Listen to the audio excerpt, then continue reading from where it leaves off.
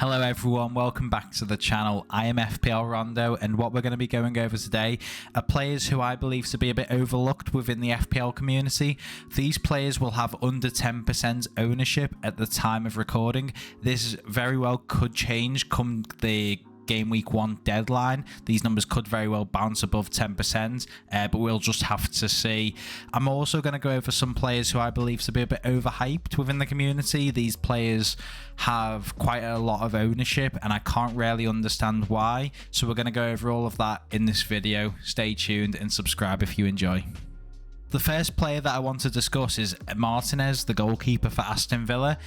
His ownership is 7.9%, and I believe that's not very high for someone who I believe has the potential to be the top scoring goalkeeper come the end of the season.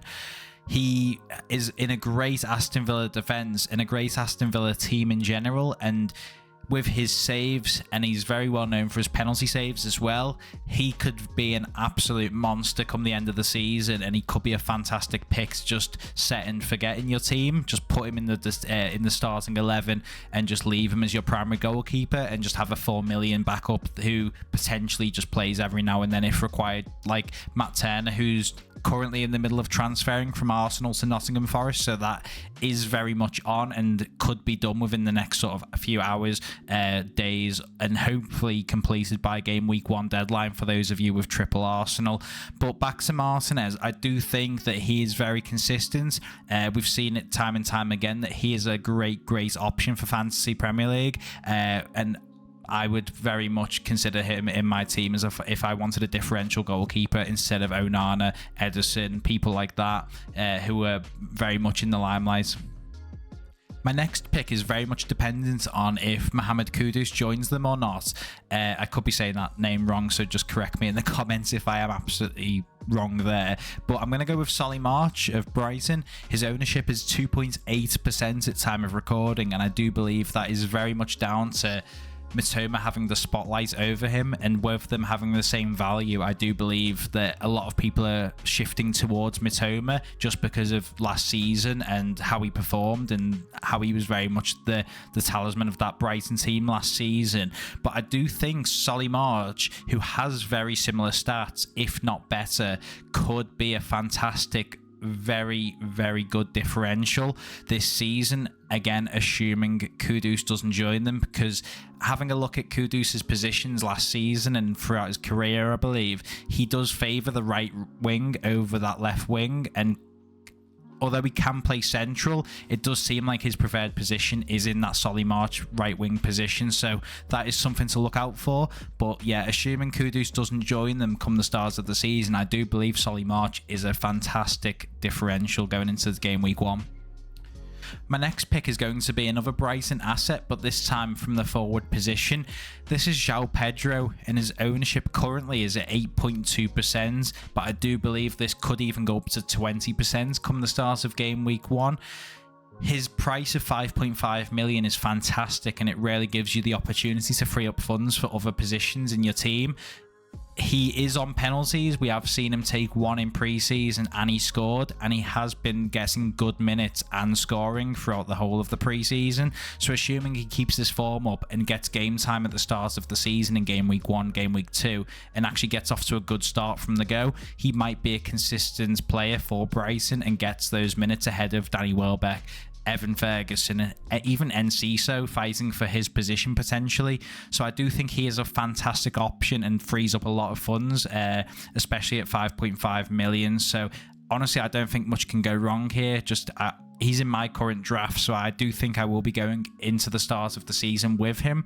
Yeah, just a fantastic pick, and I do expect his ownership to rise throughout the rest of the week. So next up is Callum Wilson of Newcastle. So his current ownership is at 9.9%. I do believe that's a bit steep going into the start of the season, just because they do have very tough fixtures to start off. They have Aston Villa, Manchester City, Liverpool, and then Brighton. Once those fixtures are out the way, it does get a bit easier for them, and they do have a decent run. So I believe from that game week onwards, I think it's when they have Brentford, that's when it starts to turn and starts to get better for them. From then on, he could be a fantastic option and a great differential, assuming a lot of people don't bring him in between now and then.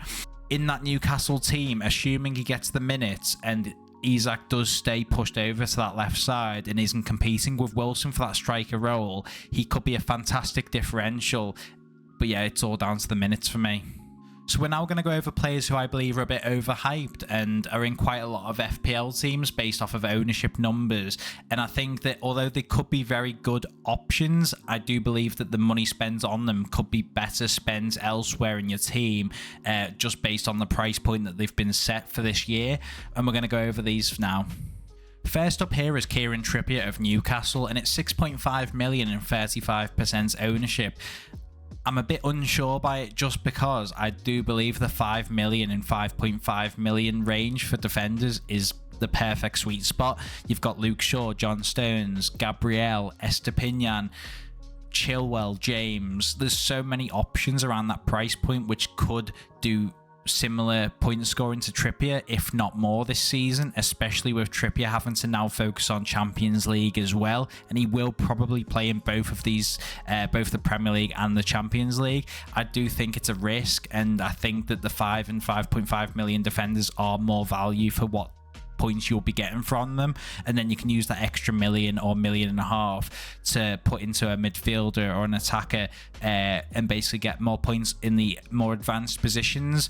I just can't justify Trippier at 6.5 million when, again, there's so many better options for cheaper. Now, I mean, I can understand the justification if you do want him in your team.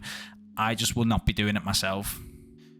So staying at Newcastle, we have Nick Pope in goal, and at 5.5 million, I do think he is a bit overpriced.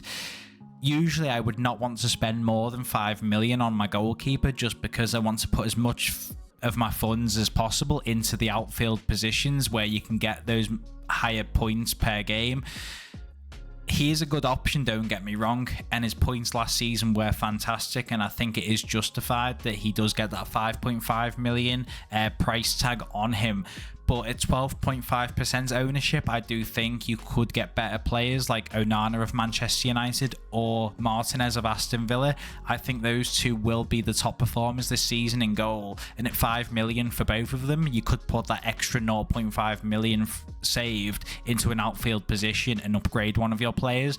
That is probably the logical thing to do in my mind. And if you do have Nick Pope, I would definitely consider swapping over to a cheaper option and then putting more funds into your outfield players.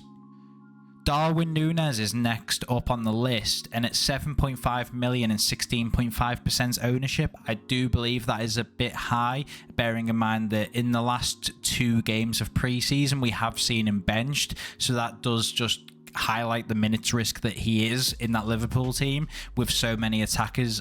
Obviously, you've got Mohamed Salah, who is pretty much guaranteed the 90 every single game. But apart from that, it's just the roll of dice, basically, to decide who is going to play in those extra positions. And Darwin, although he will get good minutes this season, I believe, won't be playing every single game and could even come on for 30 minutes at times. So I think he at 7.5 million, your money is best spend elsewhere, even on like a Nicholas Jackson at 7 million. Downgrade, get that extra 0.5 million to put elsewhere into your team, just like Nick Pope earlier on. And yeah, I think that is a much safer decision. Liverpool assets as a whole, apart from, again, Salah, is probably an avoid for me currently until we get to see that starting 11 play week in, week out, and then we can sort of gauge who will be the starting players. But for now, I think Klopp is even trying to work out what his best 11 is, and for Darwin, that is not ideal, and especially Darwin owners. My final pick for today is going to be John Stones, and that is just because of how many options there are in that defence now. So we've had recent news that Kyle Walker is going to most likely extend his contract with Manchester City next season. They've got that new centre-back, Guardiol, I'm not too sure how to pronounce his name, but he is another centre-back that's been signed, and I believe that although for the first month or so he might be settling in and sort of coming in off the bench potentially at times, he could very well come into that centre-back position and rotate with John Stones or whoever else plays in that position, Ruben Dias. They've got loads of other options as well. So I think based off of recent news, John Stones at 5.5 million is a risk, and at 28.8% ownership, I think is a bit much, bearing in mind that we have no idea who's going to be in that starting 11, let alone in that centre-back position. I know he can play in midfield, but it's so hard to tell with Manchester City currently, and with all those extra defensive options coming in recently within the last few days.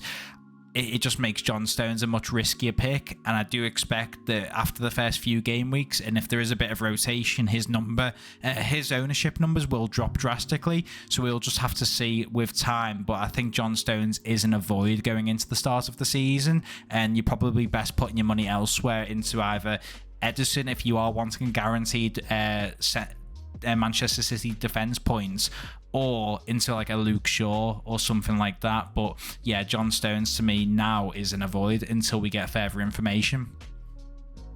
So that concludes this video. I would like to thank you all so much for watching. Hopefully you've gained some information from this, and if you've got any differentials that you're picking in your draft yourself, let me know in the comments below.